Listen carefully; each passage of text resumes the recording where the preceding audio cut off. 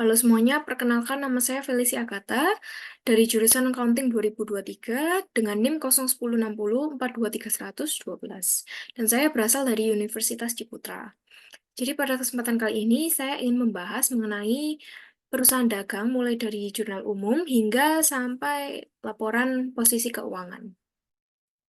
Namun sebelum itu saya ingin menjelaskan konsep dasar dari perusahaan dagang ini sendiri. Jadi perusahaan dagang itu adalah perusahaan yang melakukan aktivitas pembelian dan penjualan di mana barang yang mereka jual itu harganya di atas HPP mereka. Jadi biar bisa dapat keuntungan. Nah, jadi perusahaan dagang ini aktivitasnya kayak cuman sebatas membeli dan menjual barang tanpa harus mengubah bentuknya. Nah, lalu selanjutnya yaitu jurnal umum. Kalau jurnal umum ini sama dengan perusahaan jasa, konsepnya sama.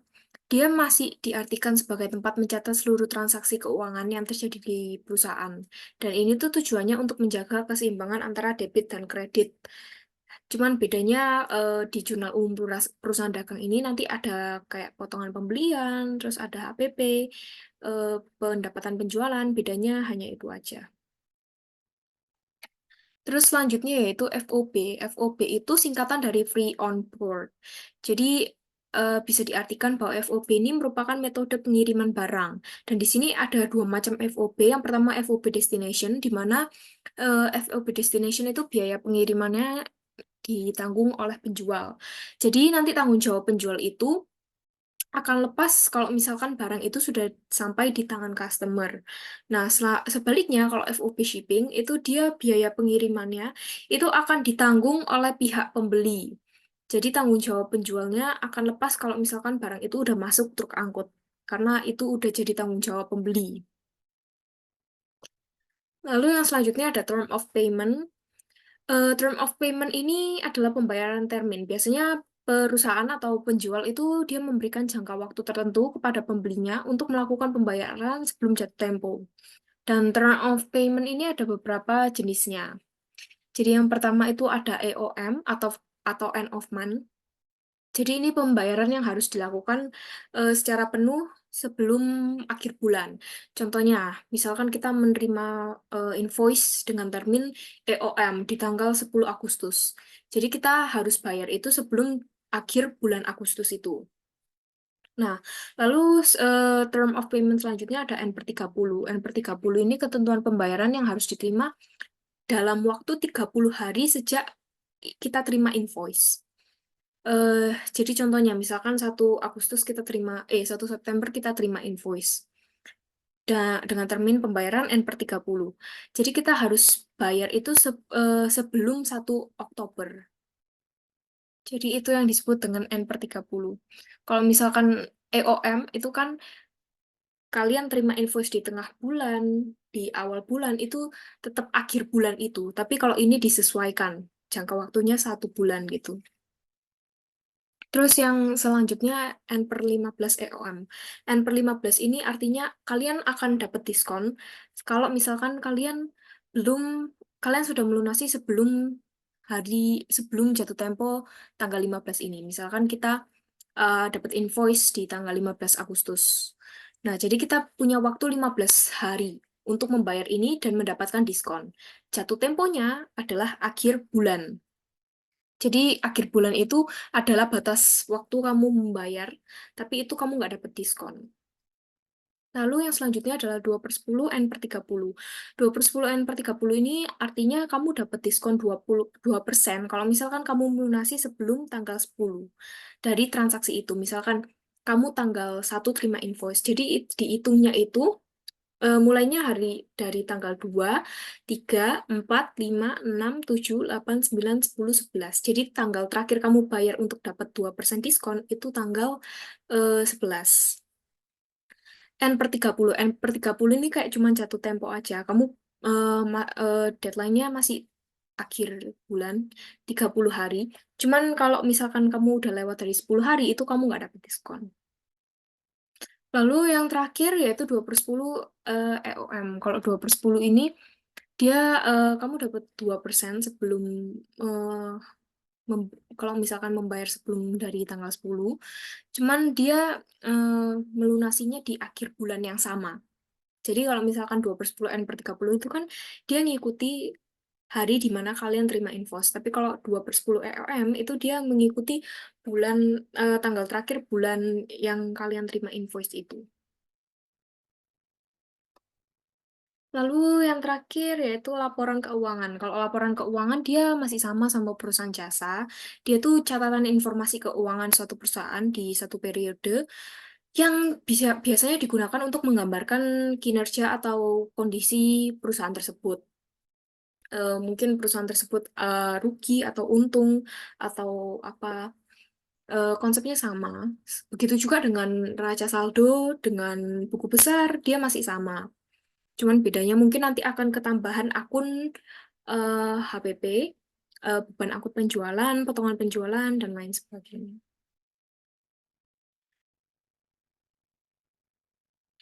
Oke, lalu kita langsung masuk ke soalnya aja.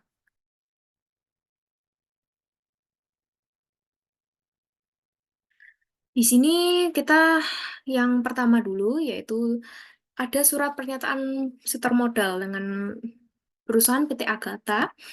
Dengan ini menyatakan bahwa telah disetorkan modal uang tunai sebesar 500 juta, piutang bulan sebelumnya sebesar 200 juta, 200 ribu, utang yang masih terbeban sebesar 300 ribu, dan persediaan awal barang dagang sebesar 300 juta. Nah, ini pemilik perusahaannya berarti ini setoran awal kita. Ini saya udah buat, saya tinggal bahas aja. Jadi kalau untuk transaksi yang pertama ini, dia itu eh, kas, persediaan barang dagang, dan piutang dagang ini didebit, sedangkan utang dagang dan modal ini dikredit. Nah, seperti yang diperlihatkan ini, saya split screen aja mungkin ya.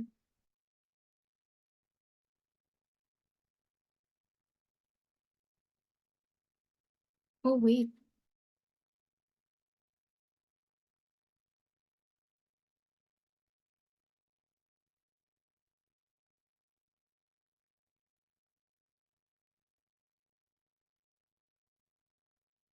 ini aja.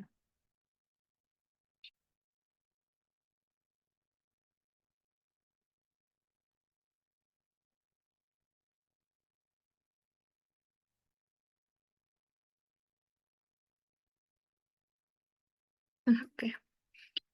Kenapa kasnya di debit? Karena di sini eh, bisa dilihat kalau misalkan memulai usaha sebesar 500, berarti ini setoran awal. Kas kita bertambah, kalau kas bertambah itu di debit. Persediaan barang dagang itu persediaan barang dagang itu hitungannya juga aset. Jadi dia kalau bertambah juga di debit. Terus piutang dagang itu juga aktiva kan. Jadi kalau bertambah juga di debit. Sebesar totalnya 500 juta, 300 juta, dan piutangnya eh, 200 ribu. Nah, ini selanjutnya ada utang dagangnya di kredit. Utang dagang itu dia, kalau utang, dia bertambah di kredit. Jadi di sisi sini dan modalnya adalah 500 juta ditambah 300 juta ditambah 200 ribu ini baru dikurangi utang dagang ini. Jadi modalnya 799 juta 900 ribu. Dengan keterangannya simple aja kayak setoran awal, dan ini ya masih awal, jadi ini kolomnya. Ini kalau misalkan kayak gini rumusnya itu sudah saya jelaskan di AFL pertama kalau nggak salah. Jadi akun debit kredit ini dia pakai data validation. Kalau misalkan cowok ini dia pakai rumus if error. Terus akun ini juga if error, cuman bedanya di sini kolomnya aja yang berubah. Terus ini juga cowoknya saya juga udah ada. Ini udah saya masukkan, cuman saya nggak akan jelaskan double karena sudah saya jelaskan di video AFL pertama. Terus lanjut ke transaksi yang kedua. Di sini ada PT Abadi, berarti bukan perusahaan kita. Jadi customernya di sini PT Agatha, berarti kita yang menerima invoice. Berarti kita di sini membeli pintu 10 pintu seharga 100 ribu, jadi totalnya 1 juta. dengan FOB destination point dan shipping termnya 4/10 N per 30. Seperti yang saya jelaskan tadi, berarti kita akan dapat diskon 4% kalau misalkan kita melunasi sebelum eh, 10 hari setelah invoice ini diberikan dengan jatuh tempo 30 hari setelahnya. Dan FOB destination tadi kan berarti dibayarkan oleh penjual. Jadi karena di sini kita customernya, berarti kita nggak terbebani oleh beban angkut. Kita harus lihat dulu ini ada surat jalannya atau enggak.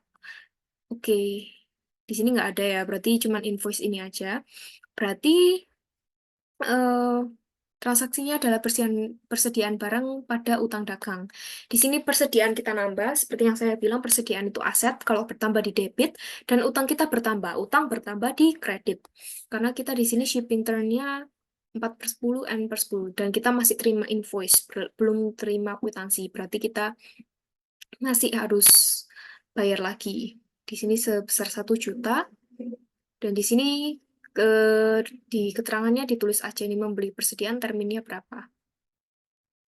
Terus lanjut ke nomor 3. Terus ini ada retur pembelian. Eh, dari PT Abadi, kita sebagai pelanggan, itu kita mengembalikan barang. Berarti ini retur pembelian. Mengembalikan 1 pintu sebesar 100.000. Dan kita lihat lagi, oke. Berarti returnya cuma ini aja untuk tanggal 3 Oktober. Berarti transaksinya yaitu utang dagang pada persediaan barang dagang. Karena kita kan udah beli di sini kan. Terus kita kembaliin. Berarti utang kita berkurang karena barangnya rusak. Utang kita berkurang, terus persediaan barang kita juga berkurang karena kita ngembaliin ini pintu ke PT Abadi. Jadi persediaan kita berkurang 1. Persediaan berkurang di kredit. Dan utang kita berkurang berarti di debit.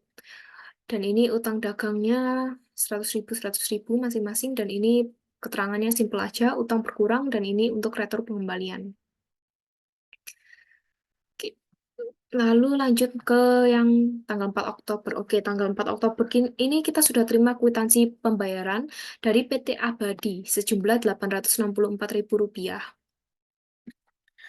Oke, PT Abadi. Berarti PT Abadi ini yang tanggal 2. Oke, jadi ini dijelaskan kan, shipping termnya 4/10 N per 30. Kita hitung dulu dari tanggal 2 Oktober sampai tanggal 4 Oktober berarti masih masuk kan. Karena seperti yang saya bilang tadi, itu dihitungnya misalkan kita terima invoice tanggal 2 Oktober seperti ini. Berarti dihitungnya mulai dari tanggal 3, 4, 5, 6, 7, 8, 9, 10, 11, 12. Jadi batas terakhir pembayaran itu tanggal 12. Sedangkan ini kita sudah bayar di tanggal 4 Oktober. Jadi kita terima kwitansinya bukan 900.000, tapi kita terima invoice-nya 864. Oke, jadi tapi kalau transaksinya di jurnalnya kita tetap tulis utang dagang kita berkurang 900.000. Utang berkurang di debit. Terus kas kita juga berkurang karena kita udah bayar utang. Tapi kita berkurangnya 864.000 aja karena sisanya itu eh, di tanggung diberikan potongan oleh pihak PT Abadi. Tapi karena kita ini retur pembelian, kita sebagai pembeli, jadi kita dicatatnya sebagai persediaan barang dagang yang berkurang. Jadi persediaan barang kita berkurang sebesar 36.000. Jadi persediaan barang dagang ini anggapannya kayak potongan penjualan lah, kalau misalkan dari sisi pembeli. Oke, lanjut 5 Oktober. Ini dari PT Agatha, berarti kita yang penjualnya, dan customernya di sini CV Makmur. Terus kita lihat nggak ada FOB-nya, berarti kayaknya langsung diantar. Shipping term-nya di sini 2/10 N per 30, berarti kita dapat potongan 2% sebelum, kalau misalkan kita melunasi sebelum 10 hari setelah invoice ini diberikan dengan jatuh tempo 30 hari. Sebesar 1 juta. Oke, terus ini karena kita posisinya di sini penjual, kita ketika kita jual sesuatu, otomatis ada HPP dong. Ada perubahan HPP. Di sini ada laporan stok gudang barang, taplak meja HPP-nya 70.000. Harga satuannya kita jual 100.000, berarti kita cuan 30.000 ya. Oke, berarti cuman invoice sama HPP. Berarti tanggal 5 Oktober ini kita tulisnya piutang dagang pada pendapatan dan HPP pada persediaan barang dagang. Di sini piutang kenapa? Karena si Vin Makmur ini masih mengutang kepada kita. Kita kan kirim invoice, berarti si Vin Makmur ini mengutang kepada kita. Piutang itu aset, kalau bertambah berarti di debit. Sedangkan pendapatan penjualan, pendapatan itu sama aja, pendapatan penjualan sama penjualan barang dagang itu sama aja. Dan pendapatan penjualan kalau bertambah itu dia di kredit sebesar 1 juta. Dan ini untuk HPP-nya, HPP-nya 70.000 dan HPP kita bertambah dan persediaan barang dagang kita berkurang karena kita udah jual ke CV Makmur. Kalau persediaan berkurang itu dia di kredit sebesar 70.000. Terus selanjutnya tanggal 7 Oktober. 7 Oktober kita memberikan invoice lagi kepada PT Sinar. Berarti kita penjualnya, PT Sinar ini pembelinya. Ini di sini ada FOB Destination Point. Destination berarti ditanggung oleh penjual, ditanggung oleh kitanya.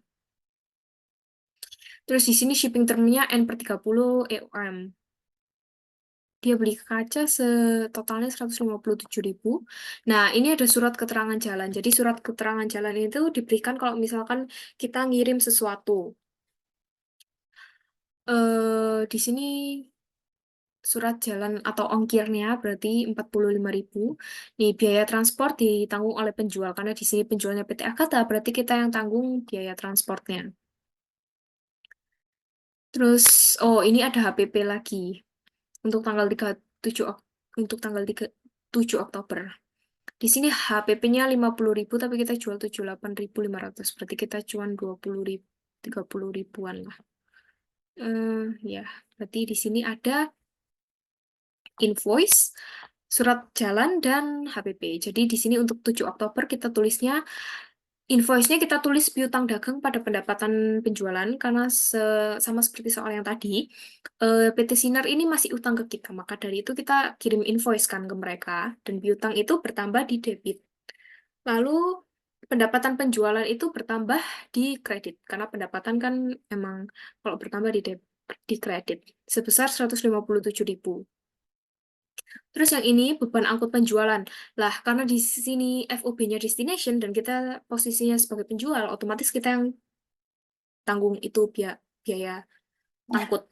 Jadi beban angkutnya kita akui sebagai beban angkut penjualan. Kalau tadi kita sebagai pembeli, itu kan kita akuinya, oh belum sih. Berarti ini beban angkut penjualan aja. Beban angkut penjualan pada kas. Ini kita beban angkutnya bertambah di debit. Terus kas kita berkurang karena kita bayar ini beban angkut. Kas berkurang di kredit sebesar 45.000. Lalu ini yang laporan stok barang di gudang itu 50.000, berarti HPP kita bertambah karena kejual kan. Sedangkan persediaan barang kita berkurang di kredit. Berarti persediaan barang dagang berkurang itu karena kita udah jualin ke CV Makmur sebesar 50.000. Oke, selanjutnya tanggal 8 Oktober dari CV Sinjai penjualnya. Oke, berarti kita di sini sebagai customer. Di sini sebagai customer kita lihat kita dapat invoice berarti kita beli sesuatu, kita beli persediaan, kita beli lampu. Dan di sini kita menggunakan shipping method FOB shipping point. FOB shipping point itu berarti ditanggung pembeli, berarti kita yang tanggung. Terus dengan syarat shipping terms N/30 EOM. Nih bisa dilihat delivery date-nya 8 Oktober. Kalau misalkan EOM gini berarti temponya bulan depan. Dihitung 1 hari setelah kita terima invoice. Sebesar 370.000. Terus di sini juga ada surat keterangan jalannya. Di sini surat keterangan jalannya ditanggung oleh pembeli. Pembelinya itu kita. Jadi kita yang tanggung sebesar 120.000.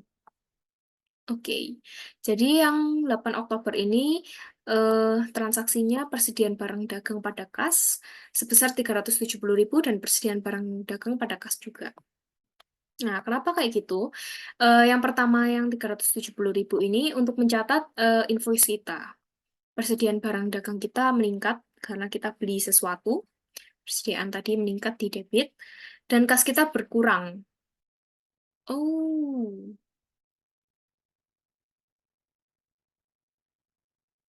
ini harusnya utang dagang. Persediaan dagang. Oke, harusnya utang dagang ya. Oke, utang dagang karena kita masih utang di sini invoice, belum jadi kas. Terus di sini ada persediaan barang dagang pada kas lagi sebesar 120.000. Nah, kalau ini itu karena kita ditanggung pembeli. Nah, kalau misalkan kita beli sesuatu dan kita yang tanggung biaya transportnya, itu bukan diakui sebagai beban angkut penjualan, tapi diakui sebagai persediaan. Kecuali kalau kita jualan tadi yang kita jual dan kita yang tanggung, ini kita akui sebagai beban angkut penjualan. Tapi karena ini posisinya kita pembeli dan kita yang tanggung, jadi kita akuinya persediaan sebesar 120.000. Selanjutnya yang tanggal 9 Oktober, itu PT Yox sebagai penjual, berarti customer-nya kita lagi. Shipping term-nya 4/10 N/30. Di sini kita beli persediaan tirai 500.000.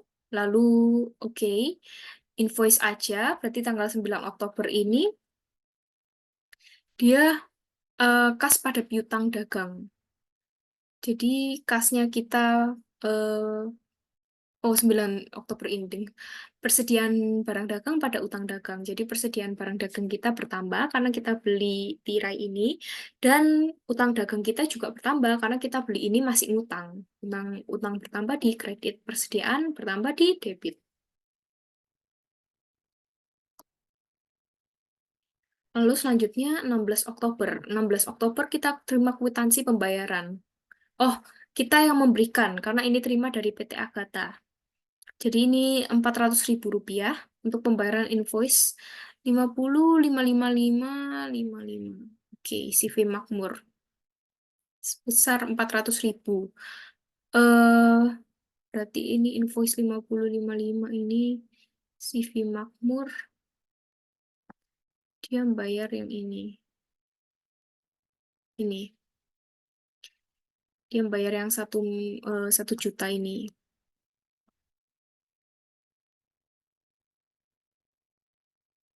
Jadi di sini 16 Oktober, berarti dia bayar utangnya 400.000 rupiah. 16, berarti di sini transaksinya kas pada piutang dagang.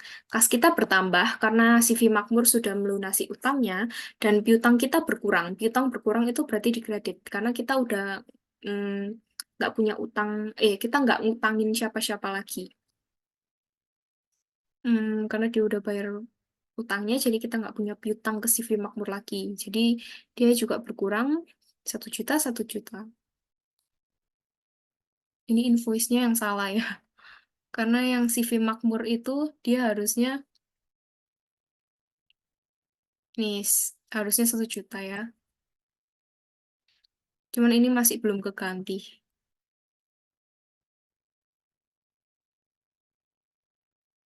Ini saya ganti. Jadi 16 Oktober. Ini invoice-nya salah. Ini harusnya 1 juta.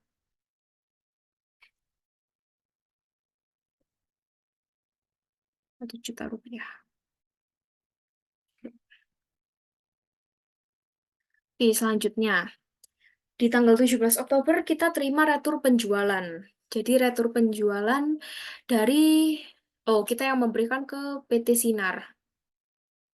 PT Sinar yang memberikan kepada kita.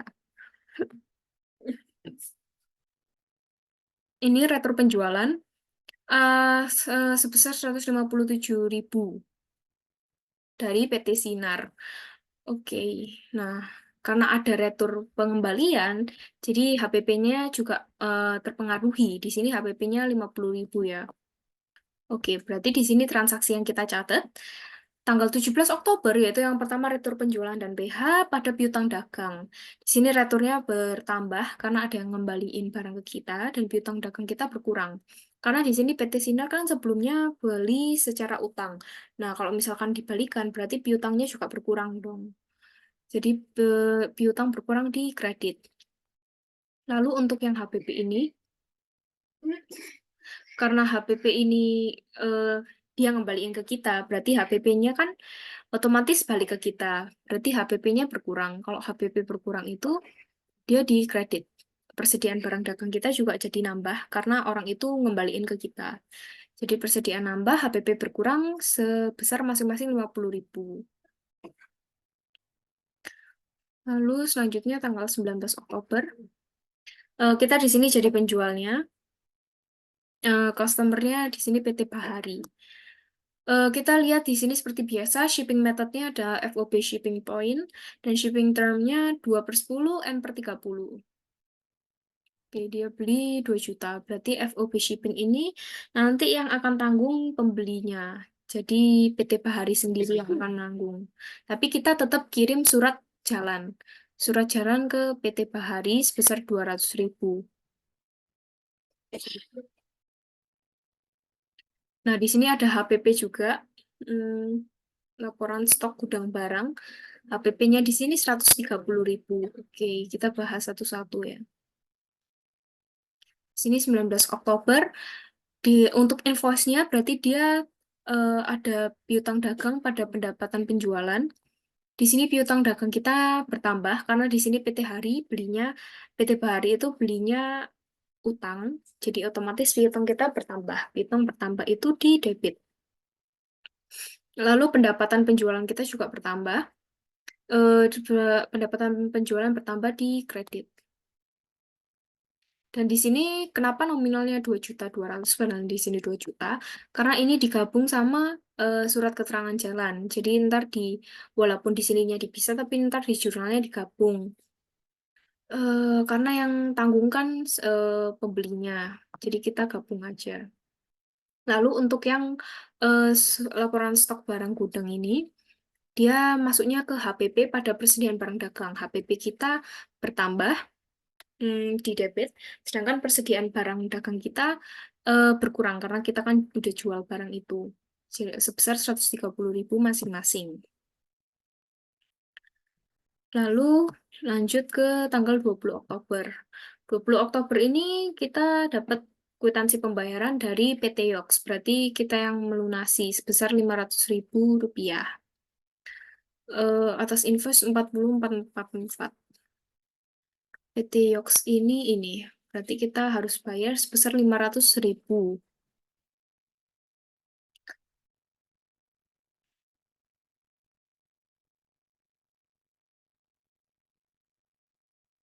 Ini 500.000 tanggal 20 Oktober. Oke, berarti nggak ada apa-apa lagi.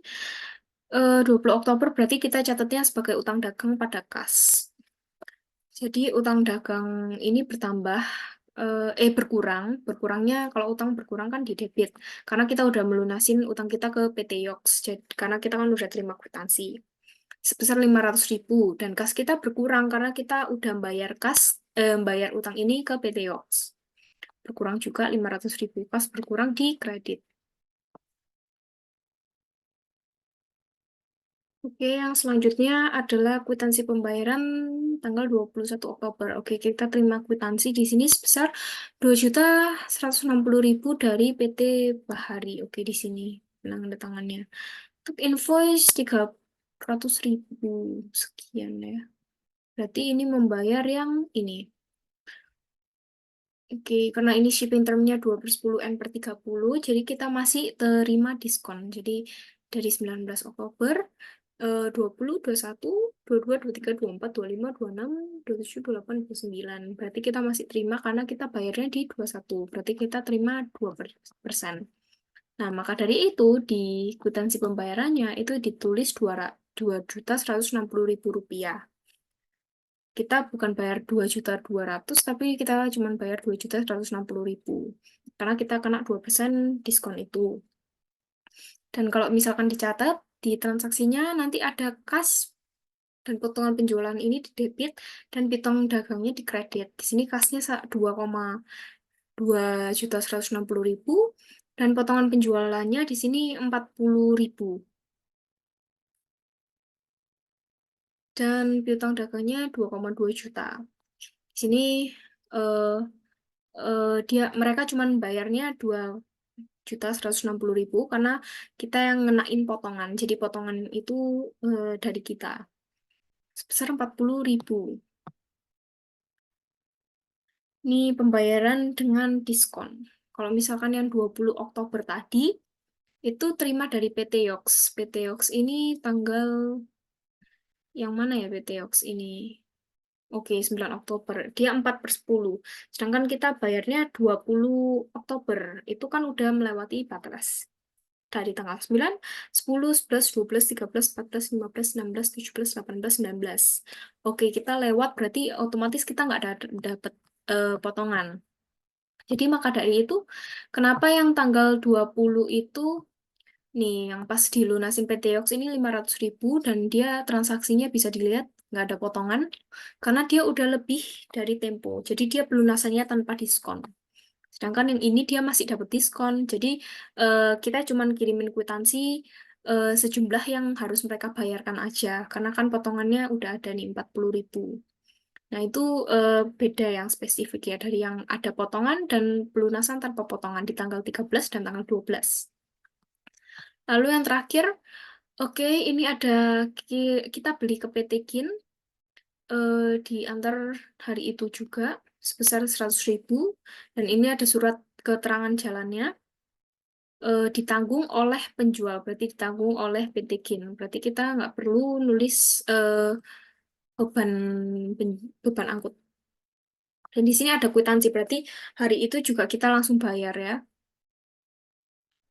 Ini 31 Oktober dan hari itu juga kita langsung bayar sebesar 100.000. Berarti ini kita bayarnya langsung kas.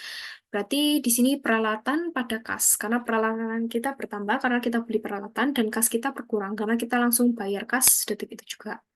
Peralatan itu masuknya aset. Jadi kalau misalkan dia bertambah, dia di debit. Dan kas itu dia kalau berkurang itu di kredit. Karena kan kita udah keluarin kas kita untuk bayar peralatan itu. Oke, sebesar masing-masing 100.000. Tuh, kalau misalkan dijumlah dia balance kan.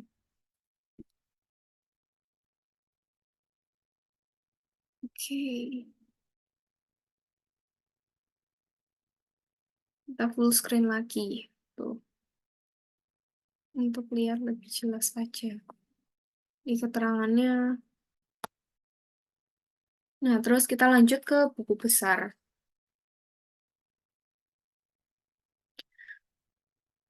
Oke, kalau buku besar ini bisa dilihat, berarti ini saya aktivasi pivot.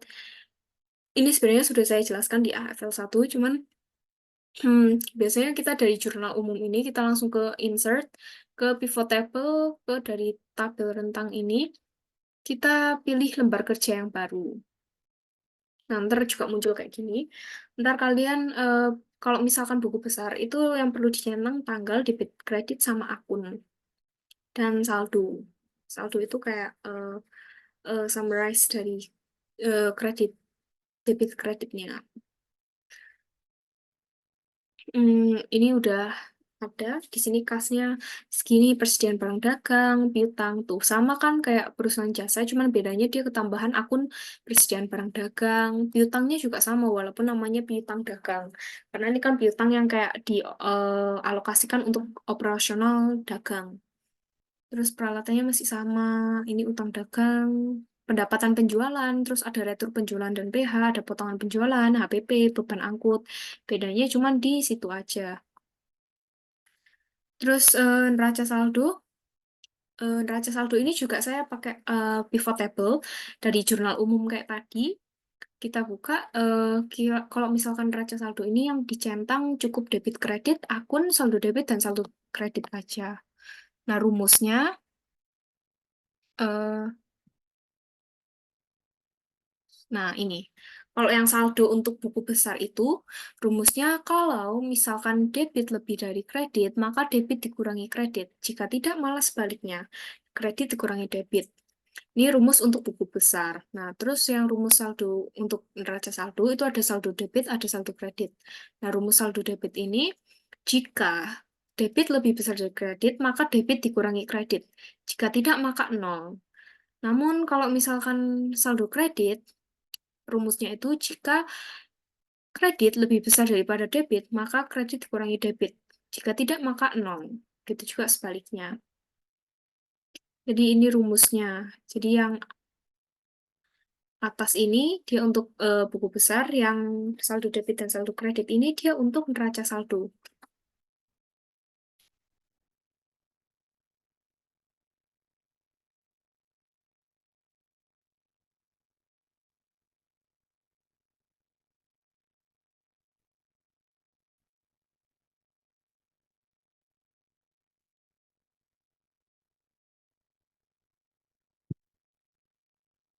Lalu yang neraca saldo ini udah bisa dilihat, ini rumusnya tadi yang saya jelaskan ini.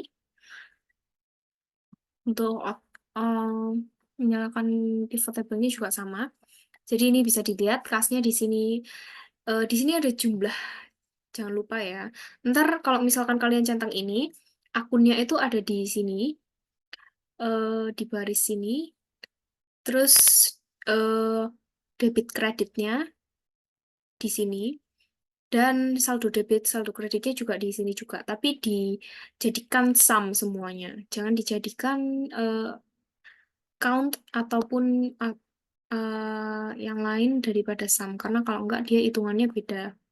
Sedangkan kalau buku besar, nih dia ada tanggal debit kredit. Nah, akunnya difilter, tanggalnya dari baris ini dan nilainya juga sama, debit kredit saldonya dijadiin sum.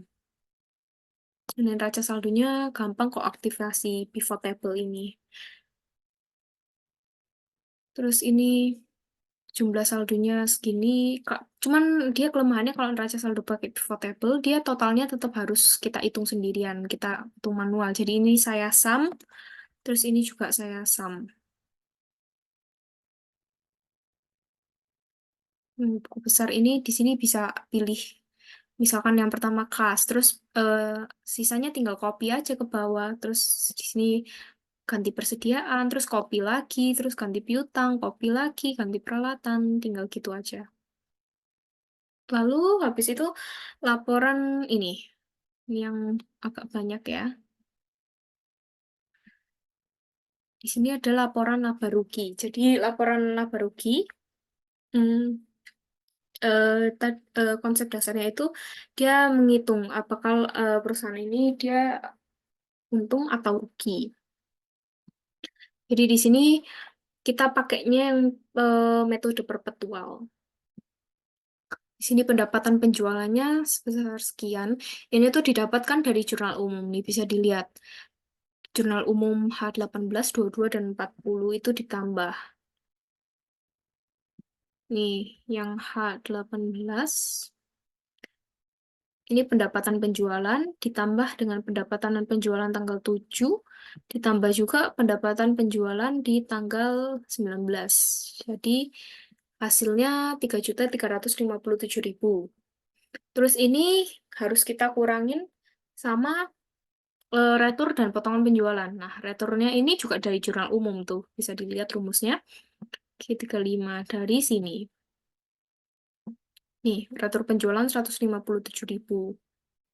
Terus potongan penjualan juga dapat dari jurnal umum. Ini rumusnya. Potongan penjualan berarti dia di sini, 40.000. Lalu ini nanti ditambah di sini. Jumlah dari retur penjualan ditambah potongan penjualan itu berapa. Terus di sini kita dapat pendapatan bersih. Nah, pendapatan bersih itu hasilnya didapat dari pendapatan penjualan dikurangi retur penjualan dan PH ditambah potongan penjualan. Terus di sini HPP. Kalau HPP ini saya dapat dari neraca saldo. Jadi langsung aja HPP-nya di sini. Terus di sini laba kotornya. Laba kotornya tinggal pendapatan bersih dikurangi HPP-nya. Nah, lalu habis kita ngitung pendapatan, kita ngitung beban operasional. Karena ini perusahaan dagang, jadi ini bebannya cuma beban angkut aja. Kebetulan di sini. Jadi beban angkutnya kita juga dapat dari jurnal umum. Hmm, ini jurnal umum yang di sini. Nih, karena ini beban angkut penjualannya cuma 45.000 dan total bebannya 45.000 karena bebannya hanya satu. Jadi laba usaha yang didapat adalah laba kotor dikurangi dengan total beban. Jadi ini laba bersih usaha kita. Jadi kita untuk bulan ini kita untung 2,9 juta. 2.915.000. Lalu selanjutnya kita bikin laporan laba ditahan. Oke, ini sebenarnya formatnya sama kayak perusahaan jasa. Ini laba ditahan 1 Oktober karena 1 Oktober kita setor modalnya cuman kas piutang sama persediaan barang dagang dan utang. Jadi kita nggak ada laba ditahan. Jadi laba ditahan 1 Oktober atau awal bulan itu kita kasih nol. Nah, terus pendapatan bersih ini didapat dari laporan laba rugi di bagian di kolom laba usaha ini sebesar 2,9 juta. Terus penambahan modal karena kita harusnya ini biasanya laporan laba ditahan itu pendapatan bersih dikurangi prive atau enggak dividen. Dividen. Kalau misalkan di perusahaan jasa, cuman karena ini kita nggak ada prive dan dividen, jadi kita nggak ada yang kita kurangin, jadi kita nggak ada penambahan modal sama sekali. Jadi penambahan modalnya juga nol. Jadi ini laba ditahan 31 Oktober kita cuma berasal dari pendapatan bersih. Jadi ini laporan laba ditahan. Lalu selanjutnya di sini ada laporan posisi keuangan. Laporan posisi keuangan itu dia ngitung jumlah kas, jumlah aset dan ekuitas ditambah jumlah aset ditambah liabilitas dan ekuitas. Jadi ntar jumlah asetnya itu harus sama dengan jumlah liabilitas ditambah dengan ekuitas. Aset sama dengan harta sama dengan utang plus modal. Nah, itu konsep sederhananya. Di sini asetnya kas 501 juta. Ini semua datanya diambil dari neraca saldo. Jadi kasnya bisa dilihat ini gap itu. Berarti ini artinya saya ambil dari neraca saldo. Nih, kas 501 juta. Nih, saya ambil tadi neraca saldo. Terus persediaan barang dagangnya juga saya ambil dari neraca saldo tuh. Piutang dagangnya 200.000, peralatannya 100.000 juga saya ambil dari neraca saldo. Terus ini ntar di total semua, di sum aja, total asetnya berapa. Lalu kita lanjut ke liabilitas atau utang. Utang dagang kita juga ambil dari neraca saldo sebesar 300.000. Dan total liabilitas ini 300.000 karena nggak ada utang-utang lainnya lagi. Terus kita hitung ekuitas. Itu ekuitas atau modal. Ini modal awal kita 799.900.000 dan laba ditahan. Laba ditahan itu retain earning. Di sini dapat dari laporan laba ditahan saldo akhirnya 2.915. Nah, di sini total ekuitasnya ditambah modal ditambah laba ditahannya berapa? Dan dia ketemu total liabilitas plus ekuitasnya. Nah, ini total liabilitasnya 803.115.000. Ini balance sama total asetnya. Jadi ntar tahu benar atau enggaknya itu dilihat total aset dengan total liabilitas plus ekuitasnya ini sama atau enggak. Kalau sama berarti benar. Lalu selanjutnya ada laporan arus kas. Nah, laporan arus kas ini dia konsepnya laporan yang ngitung kas dari perusahaan ini. Jadi arus kas itu ada 3 jenis. Ada yang buat kegiatan operasional kayak penjualan, pembelian. Terus ada yang untuk investasi dan untuk pendanaan. Kalau operasional otomatis untuk sehari-hari untuk kita beli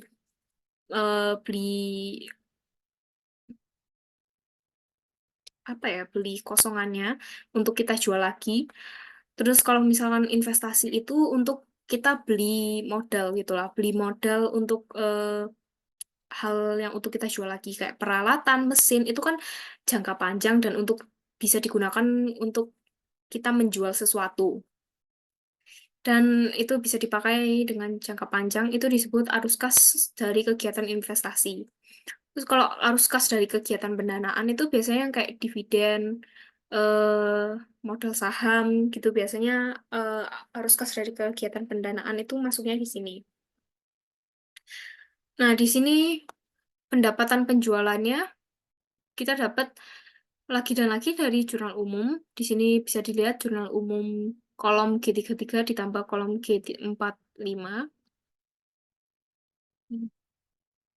Kalau ini sudah saya tandain ya. Di sini arus kas nih, arus kas dan pendanaan, arus kas beban operasional, AKP itu arus kas penjualan, ya pendapatan, arus kas pendapatan, arus kas pendapatan. Kalau AK ini arus kas investasi. Ini biar lebih gampang mungkin kita pilih kasnya aja karena ini arus kas jadi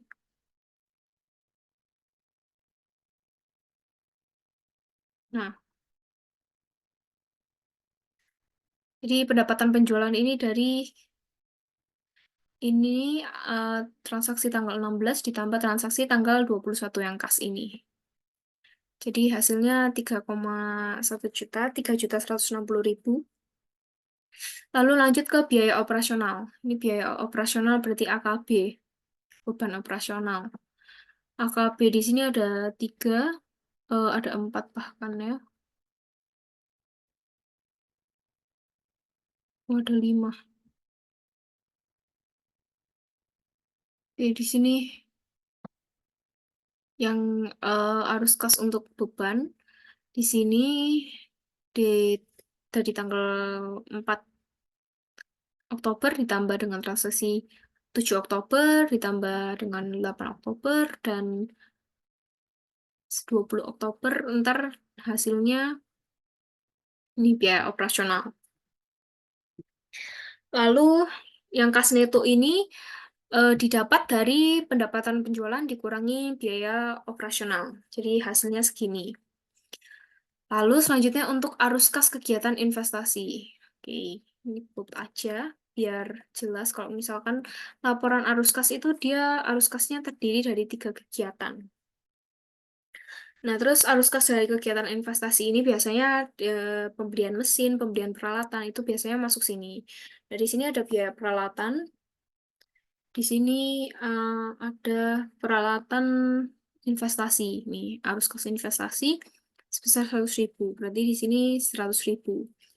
Ya, karena dia sifatnya mengurangi ya, jadi kita minus.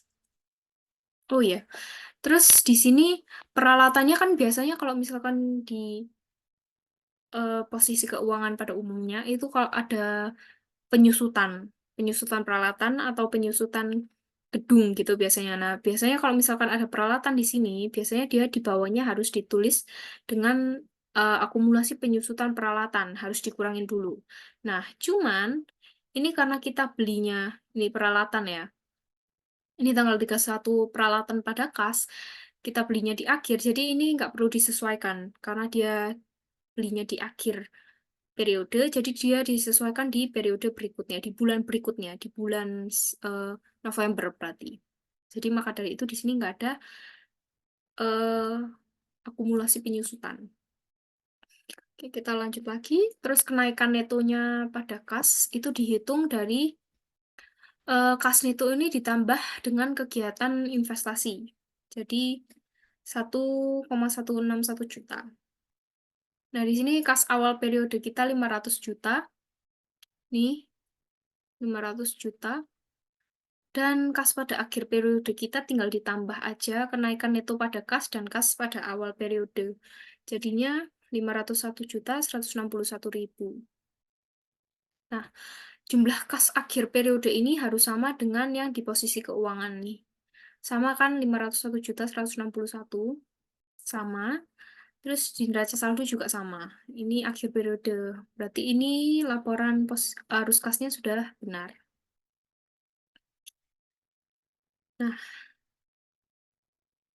Nah, sekian penjelasan tentang perusahaan dagang dari saya. Saya mohon maaf apabila ada salah kata atau salah pengucapan. Dan saya berharap ilmu ini berguna untuk teman-teman sekalian. Dan terima kasih.